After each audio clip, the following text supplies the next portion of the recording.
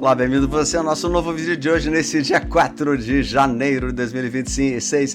Estou com vocês e vamos trazer aqui o melhor das informações para você ficar sabendo de tudo que acontece aqui no mundo cena para não passar vergonha. Então, como que foi o ataque para o MAD na VZ, né? Então, a gente vai cuidar de algumas palavras devido às restrições que existem nessa plataforma, peço perdão, e vamos direto ao nosso assunto de hoje, um resumo muito bem colocado sobre tudo que está acontecendo. Peço que vocês fiquem conosco até o final e depois compartilhem esse vídeo que é de extrema importância, um vídeo que vai trazer informações privilegiadas aqui para vocês. Vamos direto então ao nosso vídeo de hoje, como foi a captura do MAD.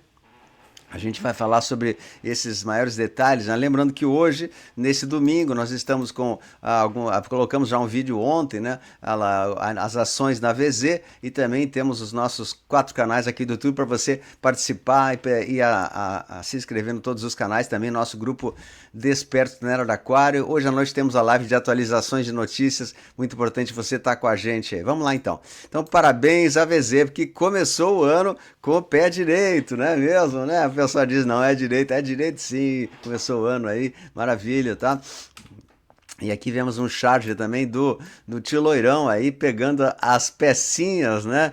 E as pecinhas agora qual é a próxima pecinha? É o Gustavo Petro, da Colômbia, é o Alho, cabeça de alho, e também o Barbudo aqui, as próximas pecinhas desse jogo aí, que já está sendo muito divertido. Vamos lá, tá?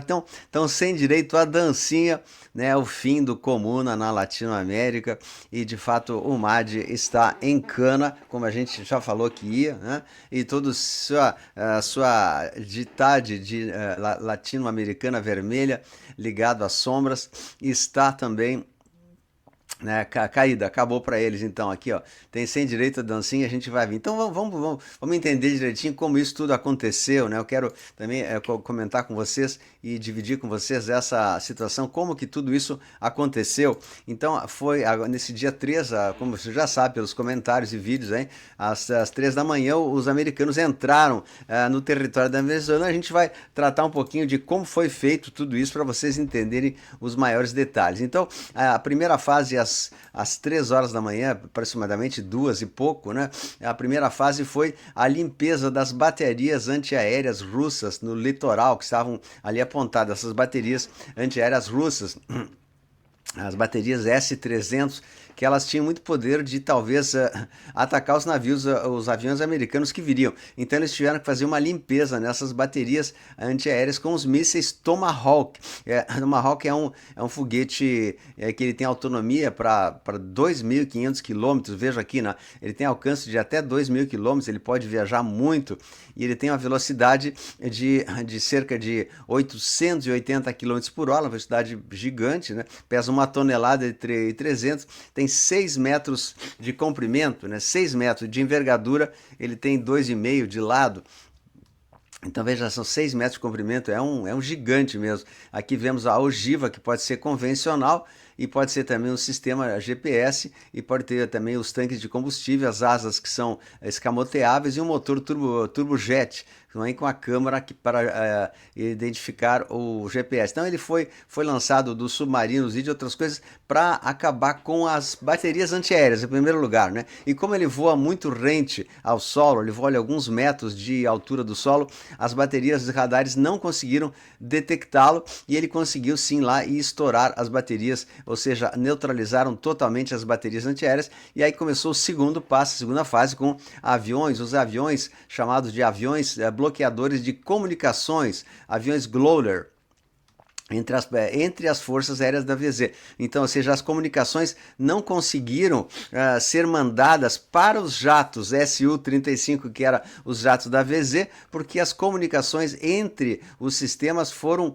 bloqueadas. Então, em primeiro lugar, entra o Tomahawk para tirar as baterias antiaéreas, para que venham em seguida os Glower, né? Os Glowers aí bagunçaram as comunicações, os radares ficaram sem comunicações, isso até agora somente para desativar o poderio do radar do inimigo, né? Todas essas duas primeiras ações, e aí eles conseguiram entrar com os aviões que vieram, a terceira fase, que é mais importante, dos helicópteros Sikorsky e Chinook. O Sikorsky é um helicóptero gigante que tem duas hélices gigantes, ele consegue transportar carros, jipes e tal, blindados. Então essa segunda fase dos aviões Glory bloquearam as comunicações entre as forças, entre os generais. Eles não tiveram tempo de praticamente de dizer, ó, aconteceu isso, aconteceu, eles foram totalmente secretos e silenciosos. Aí a segunda fase entrou os aviões Glórias bloqueando, e a terceira fase então dos helicópteros, o Chinook, que são os seus dois rotores grandes, né, um helicóptero de transporte pesado, que levaram a força Delta para dentro do território. Então com a força Delta que foi acontecer. Então esses Chinook também trouxeram os americanos, os soldados, né? Também o helicóptero Sikorsky, que é um dos mais potentes do mundo, né, que consegue carregar até 16 toneladas, e está sendo utilizado muito. E depois entraram os Apaches, que esses que foram de fato os que causaram o estrago em todos os quartéis generais. Os Apaches conseguiram entrar de uma maneira muito silenciosa. Os Apaches, aqui a gente vê uma foto de que é um helicóptero invencível mesmo. Ele tem um poder de fogo tremendo, né? Ele tem vários artefatos. Ele de frente aqui, ele tem esses foguetes aí que são jogados, e eles conseguem destruir o alvo do inimigo de maneira muito certeira. Helicópteros que tem essas pequenas asas do lado ali para abrigar os foguetes, né? E esse helicóptero ele conseguiu chegar próximo e entrou dentro de Caracas, no quartel de Caracas, entrou lá dentro, né? E conseguiu fazer, como a gente vê aqui exatamente, ó, essa terceira fase, o esquadrão número 160 de operações aerotransportadas entrou em Caracas, capturou o Madi, sua esposa, e levou de volta aos Estados Unidos. Então a gente vê aqui exatamente esses foguetes aqui são dos helicópteros Apache, que conseguiram então neutralizar alguns pontos isolados, como o porto, como o quartel-general, e como também parte, né, das forças ali aerotransportadas deles, né, de Venezuela, que poderiam fazer um contra-ataque. E foi uma ação assim casada que demorou menos de 20 minutos. Então esses helicópteros grandes levaram a Força Delta para o seu território, e os Apaches estão destruindo todos os quartéis de Caracas. É uma coisa assim cinematográfica, né? Antes disso, eles tinham feito essa observação através do Lago de Maracaibo aqui, né? Que muitos aviões entraram dentro, fizeram o reconhecimento da região através dos F-18 que sobrevoaram o Golfo da Venezuela, e eles conseguiram, esses F-18, fazer um mapeamento, né? Portanto, eles tinham todo o mapeamento correto. Então, por que a Força Aérea da Venezuela não teve ações? Justamente por causa dos aviões Glory que bloquearam as comunicações entre eles. Ou seja, os generais, né? Tipo assim, vamos avisar agora a nossa Força Aérea que ela entre, que ela tome alguma atitude. Vamos avisar os pilotos para que eles vão por seus caças e comece a ação, porque estão chegando os helicópteros, etc e tal, né? E o que aconteceu? Os mísseis anteriores Tomahawk neutralizaram as baterias, os Glowers tiraram a comunicação, né, entre os generais, entre a hierarquia deles. Eles não conseguiram se comunicar. E como terceira fase, deu os helicópteros Sikorsky que vieram largar as tropas ali dentro tanto do Palácio Miraflores como também do quartel. Eles fizeram já a situação ali de chegada. A Força Delta é uma força muito especial que faz ações táticas assim de grande risco. E aí os helicópteros Apache, antes disso, tinham feito a neutralização desses pontos, exatamente do quartel ali de Caracas, né, que é o quartel que estava bem no centro de Caracas. Eles conseguiram neutralizar com os Apaches, como a gente viu na imagem anterior, aqueles raios descendo. Então foi uma coisa assim cinematográfica, e deu tudo 100% certo, como tudo que os americanos fazem. É quase perfeito, né? Evidente que algum inocente, alguma pessoa sempre vai se ferir, mas tudo isso é feito para que os inocentes não sejam lesados, e o povo comemorou porque de fato o que eles queriam, né? Então foi um trabalho assim incrível, que até eu que tenho acompanhado essa situação, eu me surpreendo com a capacidade técnica e com a estratégia milimétrica e cirúrgica das forças americanas que fizeram esse trabalho. Então a força da Venezuela não conseguiu ser nem comunicada. Quando eles foram comunicados, né, já tinham terminado. Foi tão rápido, foi questão de 20 minutos até eles conseguirem deslocar os seus SUs, né, esse avião aqui. Então a pergunta é assim, cadê os Su-30 e o sistema S-300, que é esse aqui que a gente vê, né, que são baterias antiaéreas russas muito eficazes, né, eles têm uma eficiência tremenda, então eles detectam, tem um radar ali muito importante e tal, tem o radar e tem aí os próprios foguetes em si, né?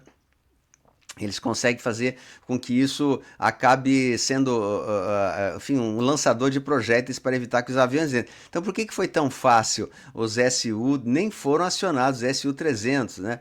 Por que foi tão fácil? Porque, né, é um ataque sem reação.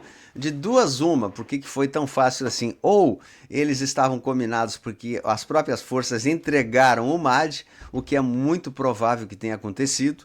As próprias forças venezuelanas, mesmo os seus colegas, foram lá e entregaram ele para. Disseram: olha, ele está aqui, pode vir pegar. E eles vieram pegar e não acionaram os aviões. Ou também é um misto de ambos, que eles não foram comunicados a tempo devido a essa situação que eu acabei de falar, né?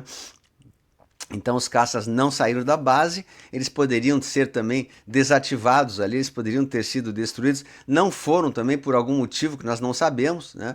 Não foram destruídos, eles estão ainda em operação, ou talvez tivessem sido neutralizados anteriormente, nós não sabemos disso, é um mistério, mas é possível que algo muito sério tenha acontecido, né? Então, as baterias, especialmente essas aqui que são as perigosas, que podem atingir os aviões, foram desativadas. E aqui a gente vê um desenho também dos helicópteros, o Sikorsky e os caças F-35 acabando com o quartel-general do MAD dentro da cidade de Caracas, lá exatamente no interior, né? Um desenho mais ou menos como aconteceu.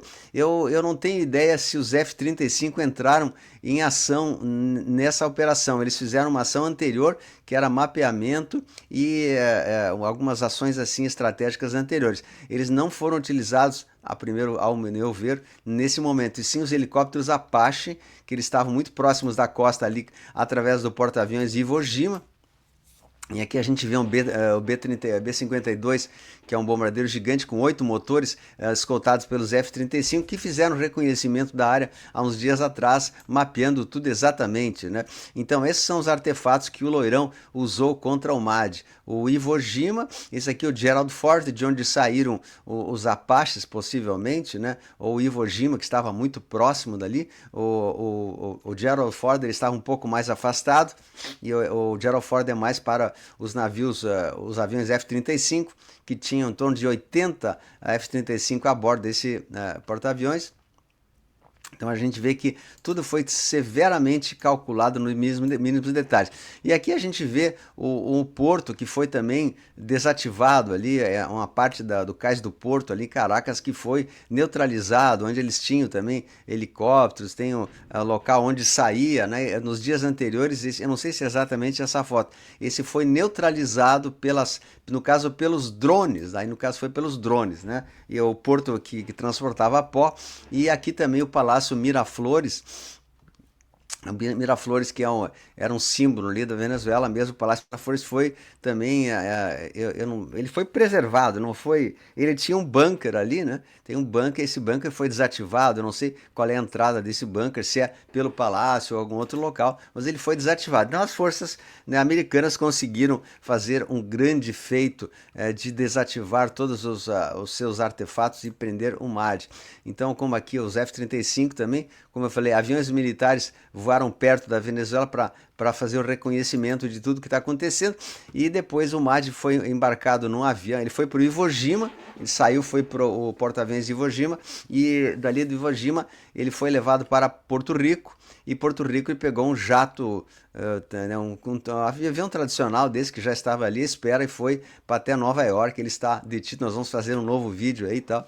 Então chegaram em Nova York, no aeroporto internacional Stewart. E aqui vemos aqui que também uma notícia urgente, né, que a casa também do ministro da Defesa venezuelano Vladimir Padrino Lopes, em Caracas, foi bombardeada, a casa onde ele estava, né? Ou seja, não tem mais casa, não tem mais nada, ele está, né, agora só resta se entregar. Então, me parece que o Padrino Lopes e o Diosdado Cabejo, eles estão ainda os únicos dois que não temos destino, paradeiro assim oficial dele, né? Esse Padrinho Lopes parece que ele foi atingido nesse último ataque americano. Parece que ele foi atingido, mas o Cabejo ainda não se sabe, então o que vai acontecer.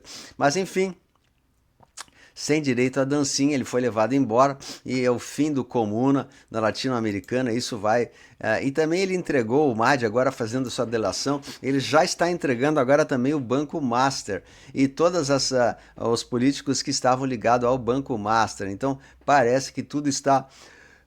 se desenhando conforme a gente teve nossas predições aí e estudos, né, geopolíticos, eles foram certeiros mesmo. O Banco Master estava envolvido com o MAD recebia dinheiro do nosso governo brasileiro para manter esse sistema aí do narcopó.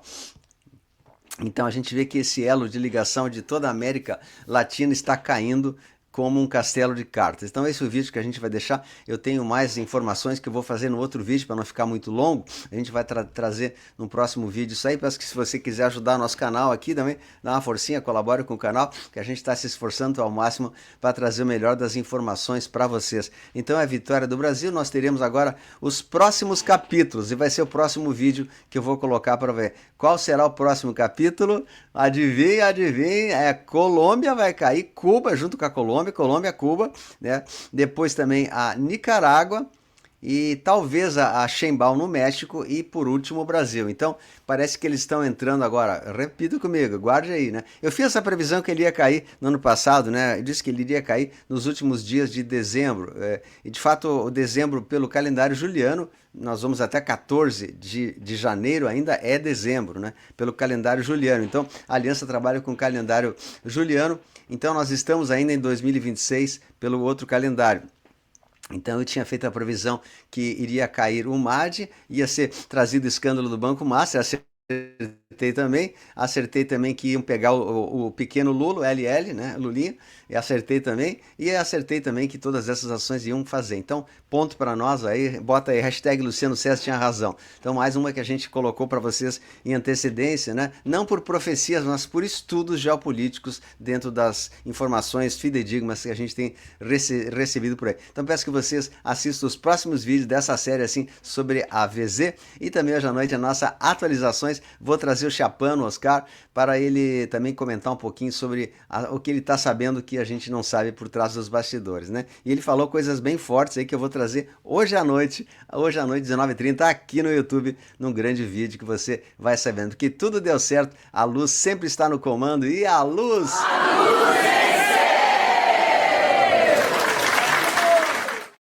Luz venceu, grande abraço, compartilhe nosso vídeo aí e não deixe de assistir os próximos vídeos de hoje. Grande abraço, excelente domingo, dia 4 de janeiro, Deus abençoe a todos, tchau, compartilhe.